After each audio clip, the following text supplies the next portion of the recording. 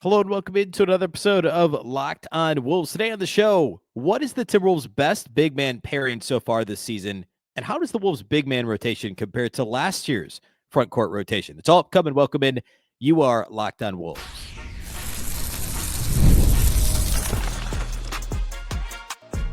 You are Locked On Timberwolves, your daily Minnesota Timberwolves podcast. Part of the Locked On Podcast Network, your team every day. Hello and welcome to the Locked On Wolves podcast, part of the Locked On Podcast Network, your team every day. My name is Ben Beecken. I'm the host of Locked On Wolves. Today's episode is sponsored by Game Time. Download the Game Time app, create an account, and use the code LOCKEDONNBA for $20 off your first purchase. Happy Thursday, everybody. We're only one day away from the next Timberwolves game. It's been since Sunday. It's a weird in-season break, but here we are. We've almost made it. Today, I want to talk big man rotation. Of course, the Wolves made, no secret, made a massive training camp eve deal, essentially, with acquiring Julius Randle, trading Karl-Anthony Towns. So the front court rotation looks very different this year, but still two award-winning big men, we'll call them, the defensive player of the year and the reigning sixth man of the year in Rudy Gobert and Naz Reid. So how does the Wolves' big man rotation look compared to last year? What do the numbers tell us about the Timberwolves' best big man pairings, both this year and last year, and how do they compare? I'm going to break all that down here on the show today. We'll also touch on some power ranking related stuff in the final segment. First, though, a big thank you for making Locked On Wolves your first listen every single day. Of course, this show is free and available everywhere.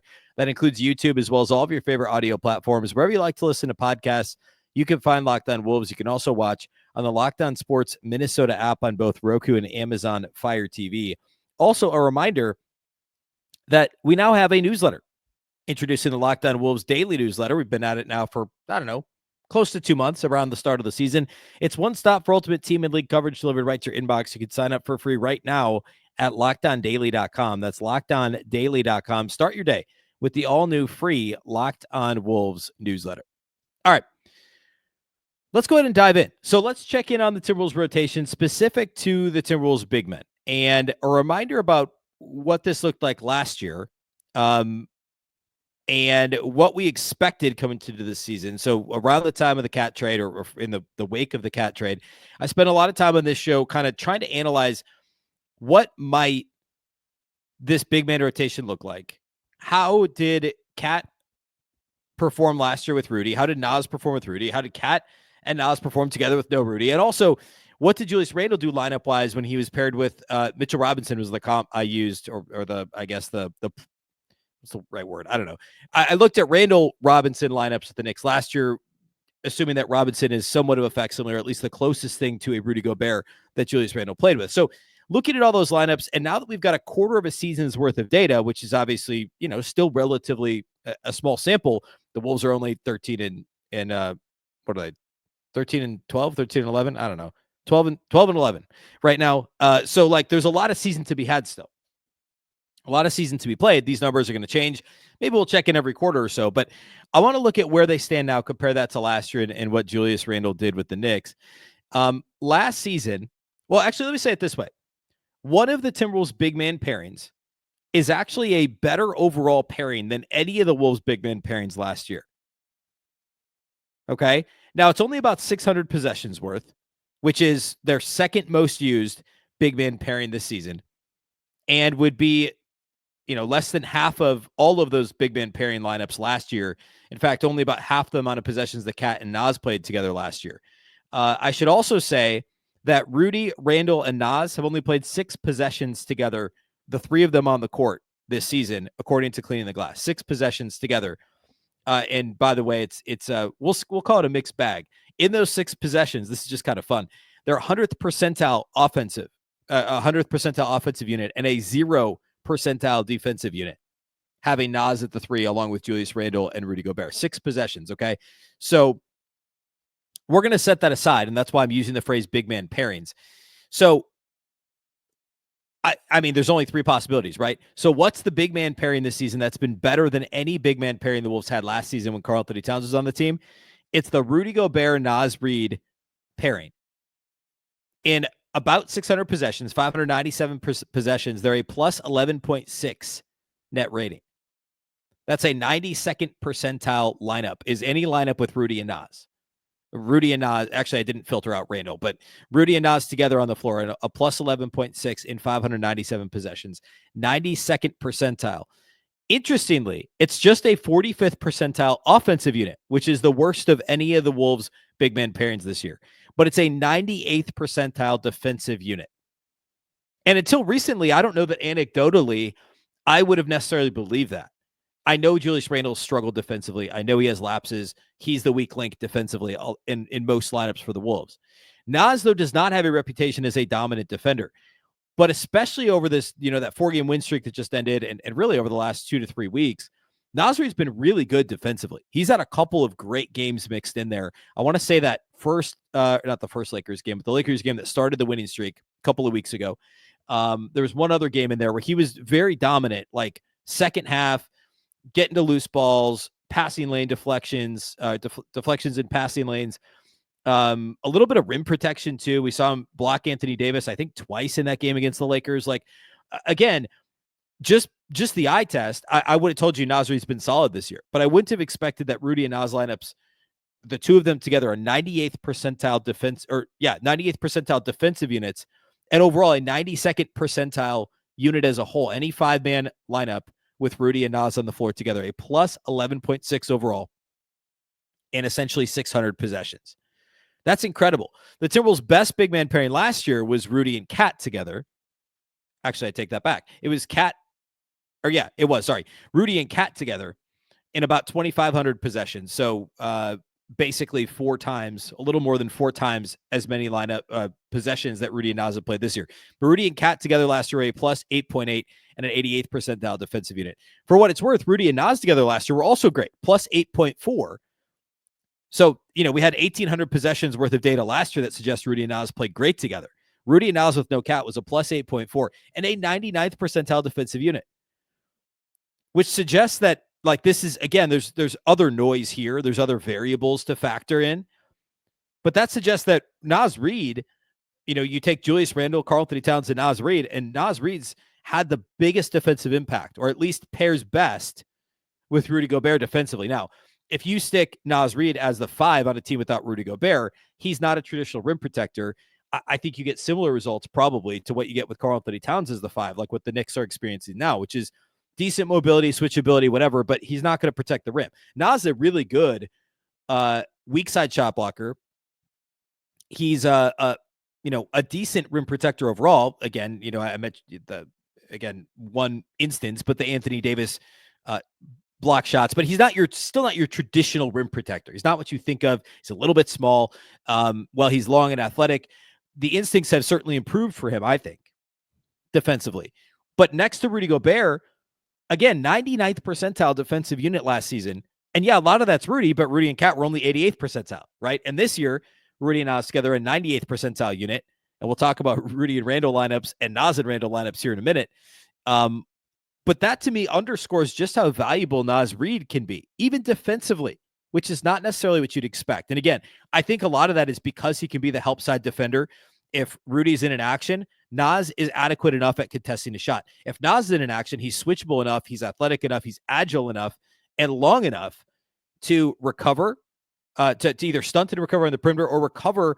If he's playing in pick and roll and he's playing at the level or in a shallow drop, he could recover and contest a shot. He could rear view contest. And he plays hard defensively. We talked about, jumping passing lanes, things like that. Naz is really good at all those things. And paired with Rudy Gobert, we now have, over the course of last season and this season, Rudy and Naz together have played, 2,400 possessions. 2,400 possessions between last year and this year. And we're talking, basically between the two seasons, like a plus 10. Which is great. That's awesome. And there's a case, like, I know it kind of went away after the short winning streak for the Wolves, but there was some clamoring for Naz Reid should be in the starting lineup. Julius Randle should come off the bench. Let him be the instant offense off the bench. There's an argument to be made for that. And I do wonder if, we get into January and say this team's still hovering just slightly above 500, maybe there is a lineup change like that to be had with enough space to see if maybe this could work leading into the trade deadline, whether that's to improve Julius Randle's trade stock if he comes off the bench and can just, get after it for 16 minutes with no, I guess he's not going to play 16 minutes with no Ant, 8, 9, 10 minutes with no Ant, and with the bench unit, generally speaking, so he's got the ball in his hands more often, or if it's just done because, look, this lineup data, we now have enough information from last year and this year that Rudy and Naz together are super dynamic. And a lockdown defensive unit, we'll talk about Randle in a moment, not the case when Julius Randle's on the floor. All right, that's what I want to do next. I want to talk about the Naz Reid lineup and the Rudy Randle lineup. We'll compare that a little bit to what the Knicks did last year and put a bow on this conversation before we move on to talking power rankings. We'll do all that here next. Today's episode of Locked On Wolves is brought to us by our title sponsors at Game Time. Game Time has a new feature called Game Time Picks that makes getting tickets to see your favorite teams play live even easier. Game Time Picks filters out the fluff to show you only incredible deals on great seats, so you don't have to waste time searching through thousands of tickets. Lots of different tickets are available on Game Time. Really, any sort of live event you enjoy. Sports, my favorite, but also I'll go to comedy shows. My wife and I will go to theater, Broadway shows, traveling shows, etc. Stand-up comedy, concerts, etc. All of that is available on Game Time. You can use Game Time Picks that will curate your selections to make it easier to save even more.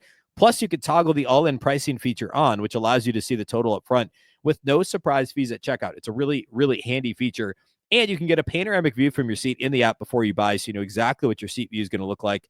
Take the guesswork out of buying tickets with Game Time Picks. Download the Game Time app, create an account, and use the code LOCKEDONNBA for $20 off your first purchase. Terms apply. Again, create an account, redeem the code LOCKEDONNBA. That's LOCKEDONNBA for $20 off. Download Game Time today. What time is it? Game time.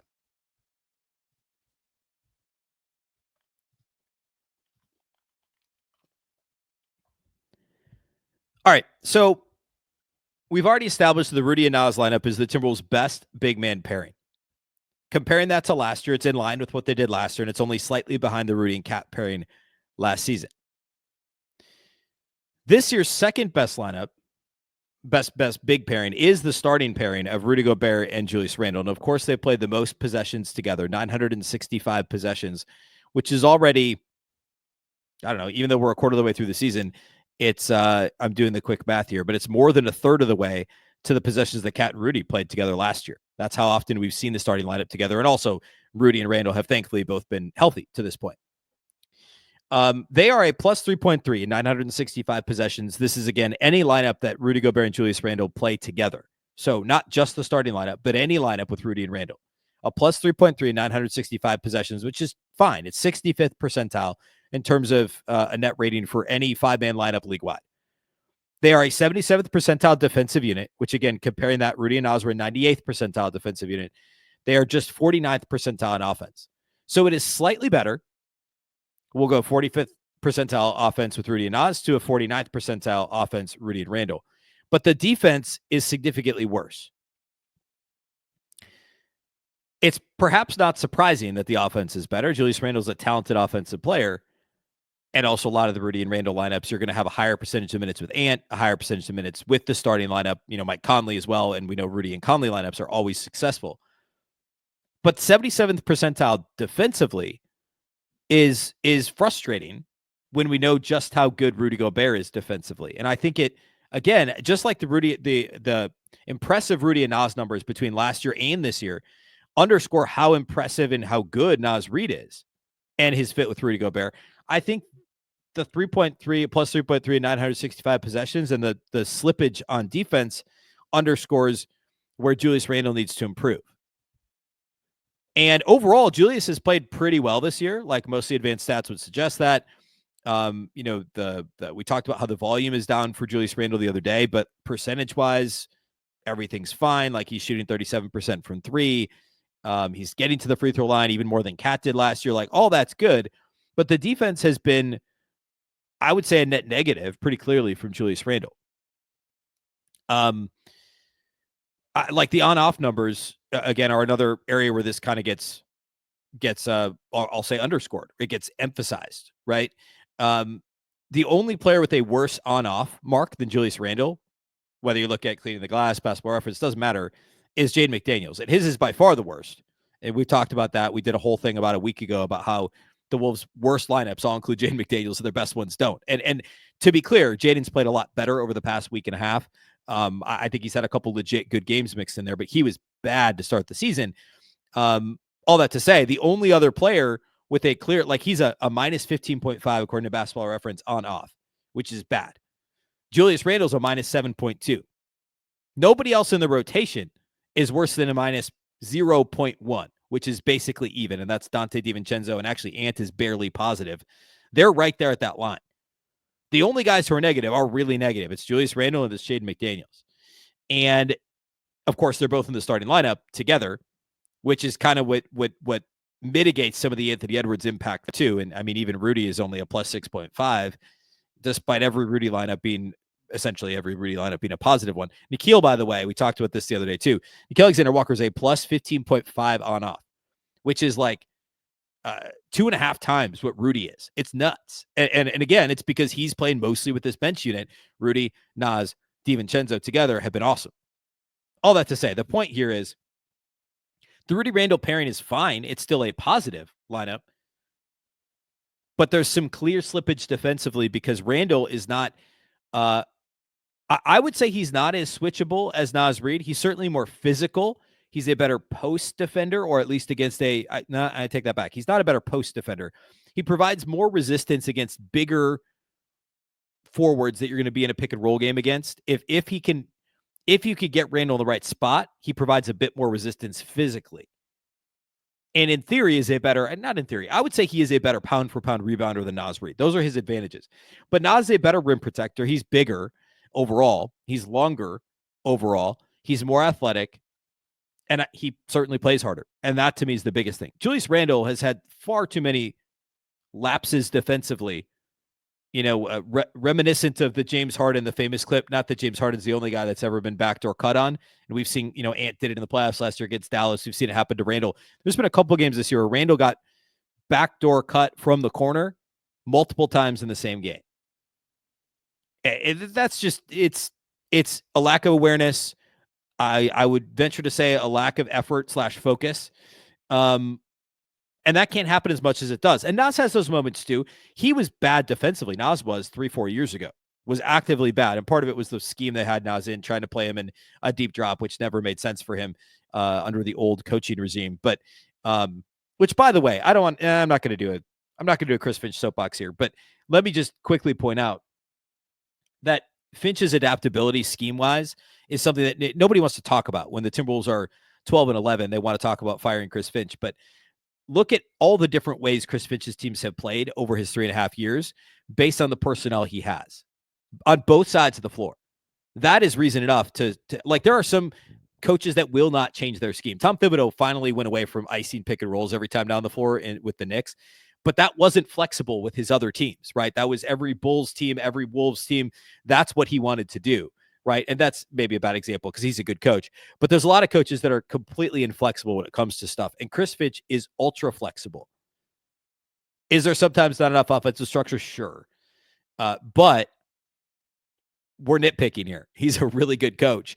And the number of different defensive schemes, the fact that they spent last season playing in a drop with Rudy on the floor and blitzing with Cat, like switching coverages based on personnel on the floor. There's some teams that just won't do that. Look no further than the Ryan Saunders, David Vanterpool Timberwolves, right? With Vanterpool coordinating the defense. And like those teams were inflexible. And there's a reason they were so bad defensively. Obviously no Rudy and the personnel, but even the first year for Chris Finch with no Rudy, they were a good defensive team because they changed the scheme to fit the personnel. Jared Vanderbilt, Karl-Anthony Towns, Patrick Beverly. It was a different Josh Okogie. Chris Finch is a good coach. And I didn't mean to do this soapbox, but here we go. It happened. And I stand by it. Maybe I'll do, if there's more Chris Finch consternation, which there always is, I'll get on it. I'm happy to get on a soapbox again about Chris Finch being a good coach, which seems so silly to even have to say.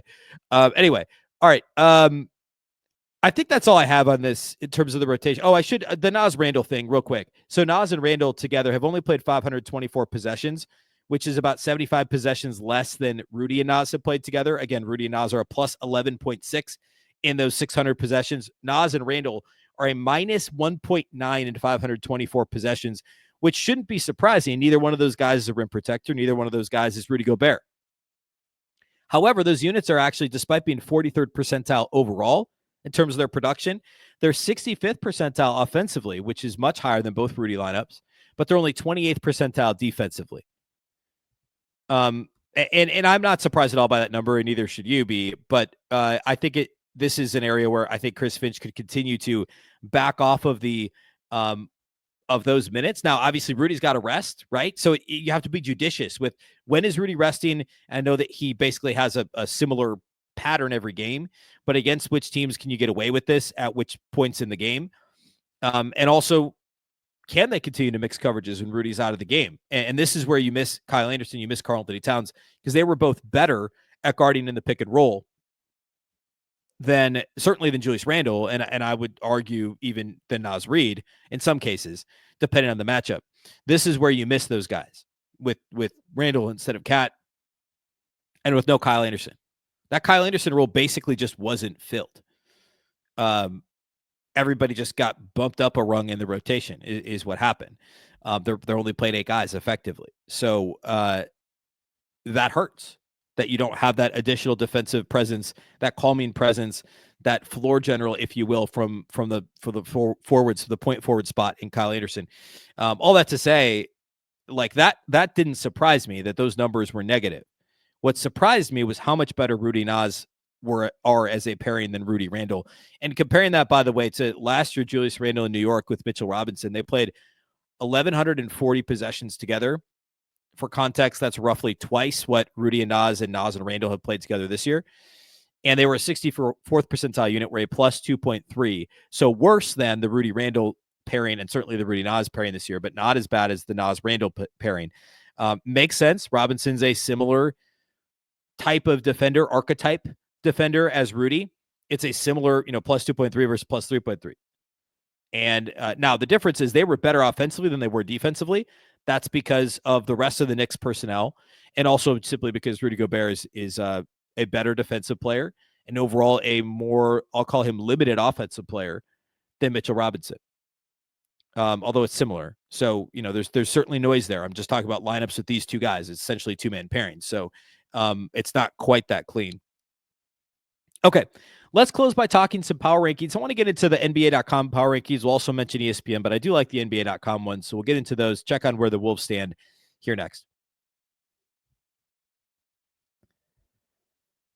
Today's episode of Locked On Wolves is brought to us by our friends over at FanDuel. Get ready to tackle the NFL action with FanDuel, America's #1 sportsbook. Right now, new customers can bet $5 and get $150 in bonus bets if you win. The FanDuel Sportsbook app gives you everything you need to place live bets on the NFL all in one place. When you get a hunch in the middle of the game, you can check out the latest stats, view live play-by-play, and so much more on the same page where you place your bets. Thursday night football tonight, the 49ers play host to the LA Rams. And when this game opened, I think the line opened at 3.5 or 4 maybe. I think it was 3.5 in favor of the 49ers. It went all the way down to 2.5, and now it's settled at 3. 49ers -3 at home. I still kind of like Rams at +3. I like them more at +2.5, but I like them at +3. I think the Rams win this game. Both teams are banged up, but the Rams have gotten healthier. The 49ers have just gotten more injuries. I would take the Rams +3 would be where I would go with this one. Visit FanDuel.com to join today. You'll get started with $150 in bonus bets if you win your first $5 bet. That's FanDuel.com. Never waste a hunch. Make every moment more with FanDuel, an official sportsbook partner of the NFL.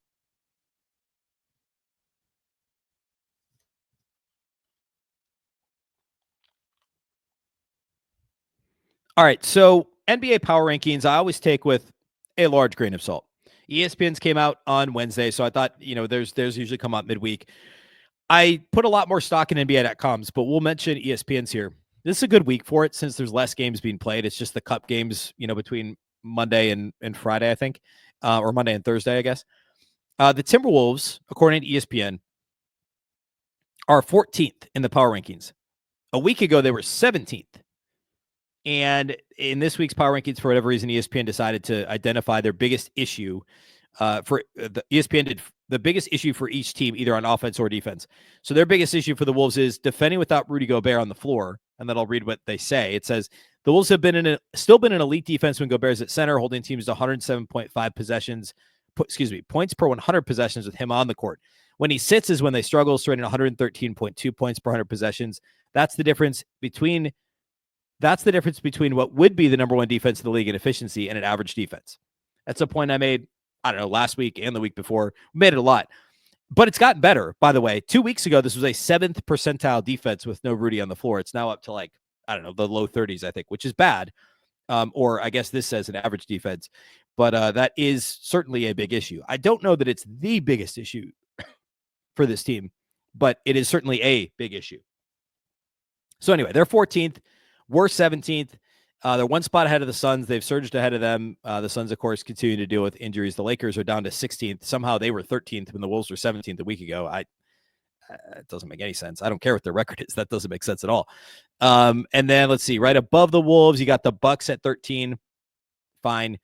They've been really, really hot lately, of course. And the Clippers up at 12, which seems silly. The Heat at 11, up from 16. I don't know about that. The Jimmy Butler trade rumors just coming out this week, all that stuff. And then Denver up at 10, which I don't know. Fine. They've got Jokic, but I still think the Wolves are better than the Nuggets, the Heat, the Clippers, and the Bucks. So there you go. Anyway, over to NBA.com. The Wolves are up at 12 at NBA.com, so 2 spots higher than ESPN, up from 16 last week. And the reason I like their rankings the most is John Schumann does a great job of pulling in like real numbers and stats and talking about what's actually happened. Feels like he's actually watched every game from every team. Probably not true, but that's what it feels like. He says 3 takeaways from the week for the Wolves. It says the Wolves seemingly found last season's defense allowing an incredible 87.7 points per 100 possessions over the winning streak, down from 113 per 100 over their previous 9 games when they went 2-7. Even with their loss on Sunday to Golden State, they're back in the top 5 on the defensive end of the floor. He says the strong defense continued in the first half Sunday when the Wolves were up 9 at halftime. Coming in, we talked about this the other day. They were one of just 2 undefeated teams when they were leading at halftime. They, of course, lost this game.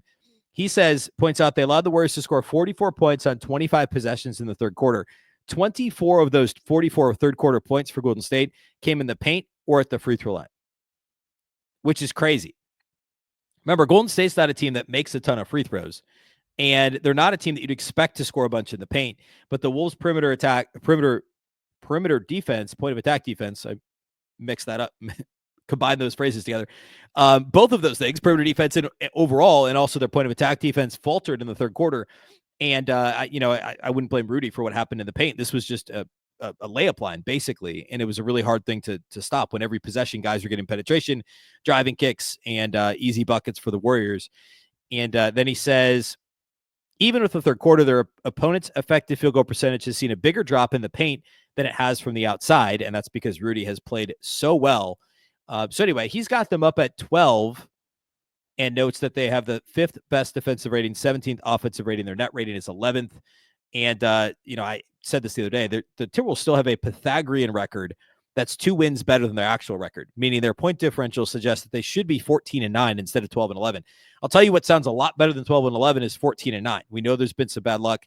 There's only like 2 games that you'd point to late game execution, like final possession execution being a major, major issue.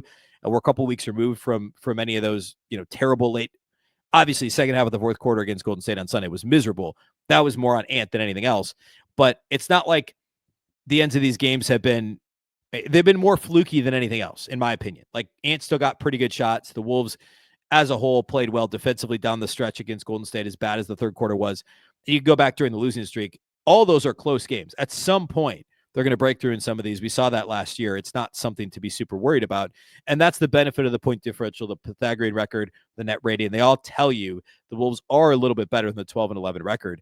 And teams like the Lakers, the Clippers, those teams are worse than what their actual record is a quarter of the way through the season. All right. That's all we got for you today here on the show. Friday's show, I'm going to have Andrew Dukowitz of Zone Coverage, who's filled in occasionally in the past on the Basketball Party on Wednesdays and on various postcasts and things. I don't know that he's done it this year, but he did last year. He does a great job over at Zone Coverage. He's going to join me for Friday's show. We're going to talk a little bit of big picture stuff. He'll have some Wolves updates from his end, and we'll also talk about Wolves-Lakers Friday night, get you ready for that matchup. The third, we'll call it edition of Wolves-Lakers so far this season.